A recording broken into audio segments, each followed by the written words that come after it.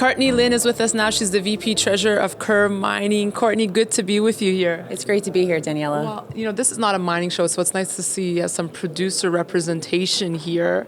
It's surprising that there's not more producers coming to these shows. There's a lot going on in the silver and gold markets. The LBMA recently launched this RFI. Banks are always going to be well represented. Refiners are here in force. It would be nice to have better representation from producers, and I am quite frankly surprised that there aren't more of us here. Right. Well, we were talking before, and you were saying this is your first LBMA conference. So what's your takeaway? What were you hearing on the floor? Generally, there's a lot of talk, continued talk about the evolution of the market, what's coming next. There's talk about, there's the spot exchange part of what could potentially happen. That's different from clearing.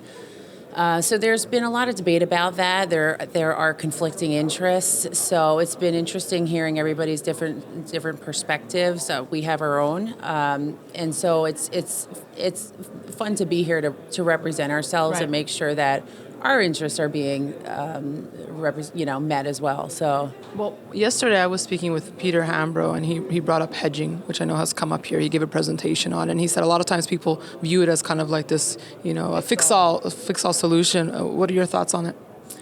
And so Peter and I have actually spoken about this extensively, and we were on the same panel. We are interested. Peter and I have very similar views.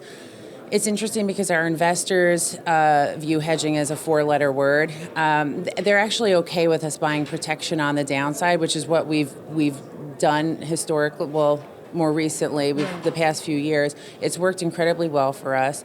What our investors don't want us to do is cap the upside, and we agree with that view.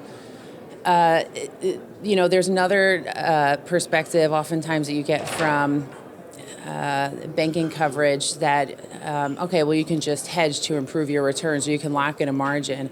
I think there's a misconception that you could ever lock in a margin. Labor is a large component of our costs, and even though diesel and other commodity inputs go down, it's very hard to cut people's wages, and so costs tend to be sticky on the way down and not so sticky on the way up. So you can't lock in a margin, number one. And the other thing is that if you don't have good assets, you can't financially engineer your way to good assets. Finally, Courtney, let's wrap with your thoughts on silver, your baby, really. Yeah, silver, it's been a little whippy lately. I think that industrial demand for silver is good. Physical demand for silver is good. It is a much smaller market than the gold market. Our CEO, Mitch Krebs, he could probably talk circles around me about the supply and demand fundamentals for silver. The interesting thing that I find is that 1 billion ounces of production that come out to the market every year, if you slap on a $15 price to that, that's the size of a hedge fund, and so it gets beat up a little bit. At this point, I do think fundamentally it's undervalued, but I think a lot of the market has been driven by technicals lately and speculation. So we've seen some good momentum in silver, but I guess just to wrap, what price point does it get really tricky for producers to operate with mining silver? When does it get really tough? So it depends. If you're looking at 2/3 of the silver market is byproduct production. So silver is interesting because there's a certain level of supply that's going to keep coming onto the market no matter where prices are.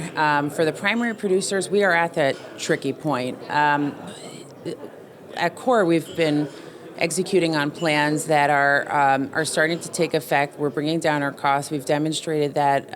But I do think that we are at that pain point, and it should be interesting what happens over the next 12 to 18 months, because I think initially, we don't do this. But we do have peers that do. Initially, when you get a drop in prices, you get a somewhat counterintuitive supply response where you get a flood of production, because mining companies high grade. They'll abandon the lower grade material and they'll go directly to the high grade material at the expense of the mine life. That's a short-term fix, and that may buy you time, but that's not a long-term solution. You eventually run out of that material.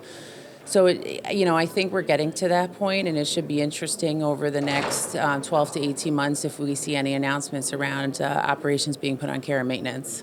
Courtney, thanks so much for your thoughts today. Thank you, Daniela. Courtney Lynn of Coeur Mining. We'll have more for you at the LBMA. Stay tuned. Thank you.